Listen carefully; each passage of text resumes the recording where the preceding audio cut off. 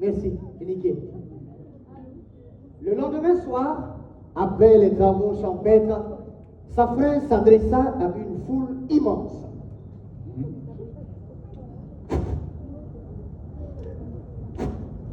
Ce soir, commença-t-il, je vais vous faire une très importante révélation. Nul n'ignore mes fiançailles avec Nialé. Mes amis attendent sans doute notre mariage. Chacun de vous apprécie hautement la beauté et le charme de Nialé. Une telle merveille, on ne doit certes pas hésiter à l'épouser.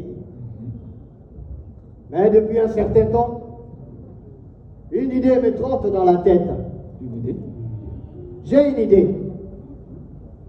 Mon idée, je vais offrir une nouvelle chance à mes anciens rivaux.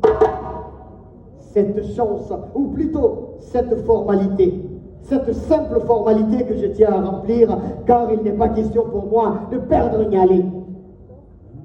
Cette formalité consiste donc à livrer 7 combats à la cravache au Wurukutu contre 7 anciens ou nouveaux prétendants de ma fiancée avant que je ne l'épouse.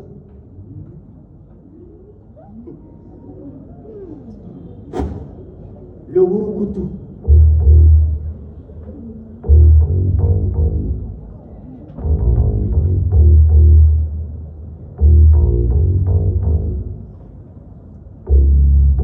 Le Wurukutu est parmi les combats au Mandé le combat le plus terrible, le plus inhumain.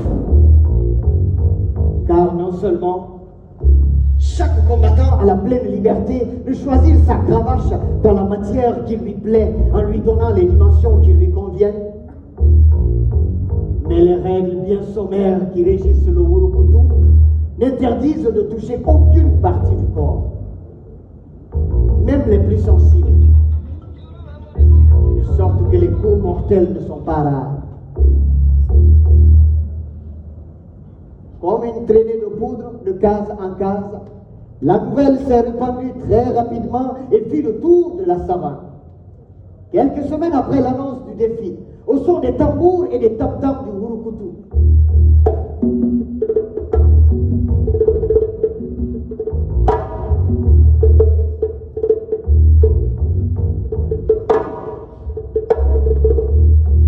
Keba, le premier adversaire, couvert de balles fusillantes et humilié, quitta le barak.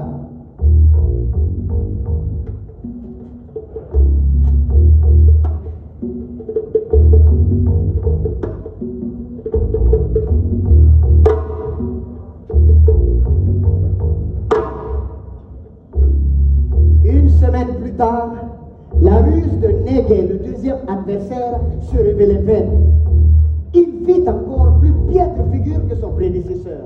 Et, en moins de 6 coups, il s'effondra. Quant à Namdou, le troisième duelliste, il défraya la chronique sous la grève de Bouquet lui asséna impitoyablement sa frein dès l'ouverture des hostilités. Il prit la fuite sous les huées du public.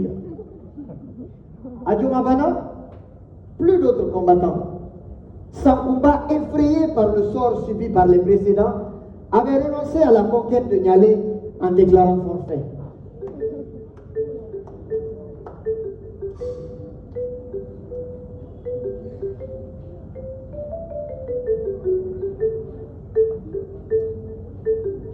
Le temps passe, le serment demeure, plus d'autres combattants. Déjà 5 lunes se sont écoulées, mais rien que 3 duels.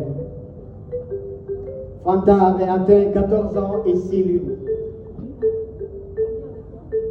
Les plus précoces des Eremakonon, sa classe d'âge, s'épanouissaient déjà chez leur mari. À l'époque, au Mandé, on mariait les filles très tôt. Certains mariages se célébraient dès l'âge de 13 ans. En règle générale, dès qu'une fille devenait pubère, on la donnait en mariage à un homme.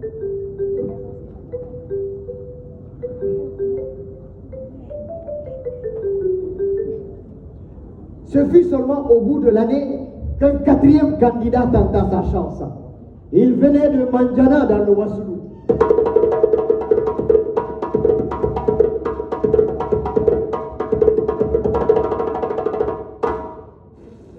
Comme les autres, il fut battu. Lors de chacun de ses combats, Djelikouman Kouyaté, l'ami et le griot de sa frère, accompagnait son maître, dont il enflammait l'orgueil tout en démolissant le moral de ses rivaux. Un an après la mémorable défaite de Keba, le premier candidat, la belle Fanta commençait à s'impatienter. Dans sa société d'âge, les mariages succédaient aux mariages. Ses petites sœurs de quartier, les petites sœurs de ses petites sœurs se mariaient. Le serment devint un fardeau pour elle, une chaîne. La menace de devenir vieille fille planait au-dessus d'elle.